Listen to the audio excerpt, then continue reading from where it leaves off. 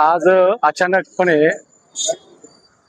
महाराष्ट्र राज्य शासनाने एक नवीन नियम लागू केला, जो की BHMS CCMP हा जो आहे certificate course of modern pharmacology, हा BHMS डॉक्टरांसाठी 1 वर्षाचा कोर्स केल्यानंतर, ट्रेनिंग दिल्यानंतर त्यांना इक्वलन टू MBBS प्रॅक्टिस करण्यासारखं आहे ॲलोपॅथिक.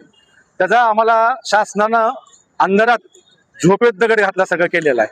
कारण का IML हे 5.5 वर्ष MBBS डॉक्टर झालेला असतो, परत 3 वर्ष PG केलेला असतो.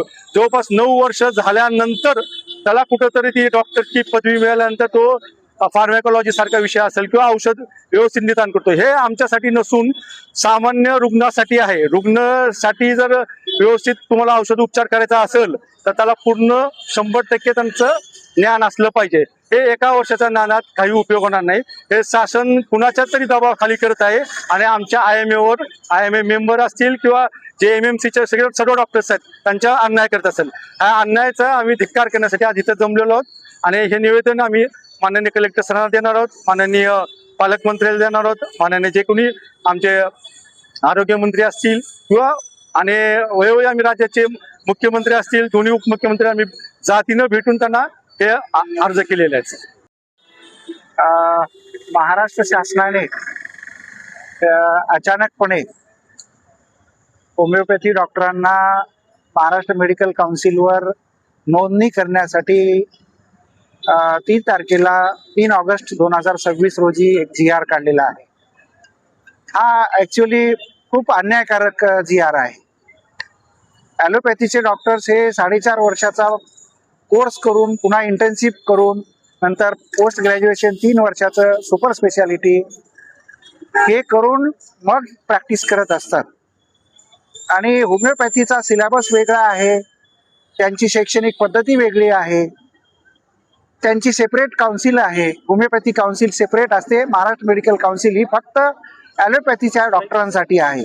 असे असताना सुद्धा कुठल्या तरी दबावापोटी सर्वसामान्य जनतेचा विचार न करता हा जो सर्टिफाईड कोर्स CCMP तयार केलेला आहे, हा सर्टिफाईड कोर्स आहे, हा काही डिग्री नाहीये. हे असे असताना सुद्धा शासन हा तुगलकी निर्णय घेत आहे, ज्याच्यामुळे सर्वसामान्य रुग्णांचे खूप हाल होणार आहे. एक स्पेशालिस्ट डॉक्टर काय ट्रीटमेंट देतो आणि सर्वसामान्य इतर डॉक्टर्स काय ट्रीटमेंट देतात हे जनतेला माहीत आहे. असे चुकीचे निर्णय घेण्यामुळे आरोग्य व्यवस्था एक कुठेतरी चुकीच्या मार्गाने जात आहे आणि याचे दूरगामी परिणाम होत आहेत. उच्च न्यायालयाचा निर्णय येण्यापूर्वीच शासनाने हा निर्णय घेतला आहे.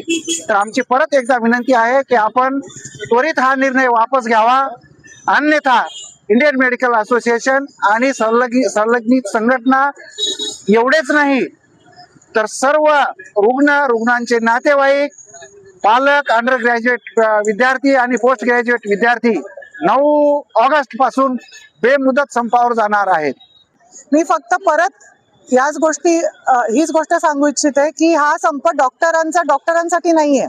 हे जे सामान्य रुग्णावर या निर्णयांचा जो परिणाम होणार आहे, सरांनी म्हटल्याप्रमाणे 8 वर्ष एका विषयाचे शिक्षण घेणं आणि 1 वर्षाचा सर्टिफिकेट कोर्स करणं याच्यात खूप फरक आहे. सध्या आज महाराष्ट्रात गव्हर्नमेंटचे 35 मेडिकल कॉलेज आहे, त्याच्यामुळे त्यांचं हे जे म्हणणं आहे की ॲलोपॅथीच्या डॉक्टरांच्या शॉर्टेज आहे, ती परिस्थिती आता राहिलेली नाहीये.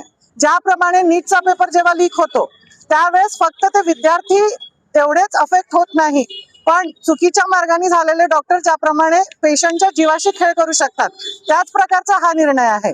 या निर्णयाने फक्त IMA किंवा ॲलोपॅथिक डॉक्टर नाही अफेक्ट होणार आहे, जास्त सामान्य रुग्ण अफेक्ट होणार आहे. कारण की त्यांना नाही कळत की हे डॉक्टर एक 5 वर्षाचा MBBS चा कोर्स आणि 3 वर्षाची PG डिग्री करून त्यांनी हे लावलेलं आहे की फक्त 1 वर्षाचा कोर्स केलेला आहे.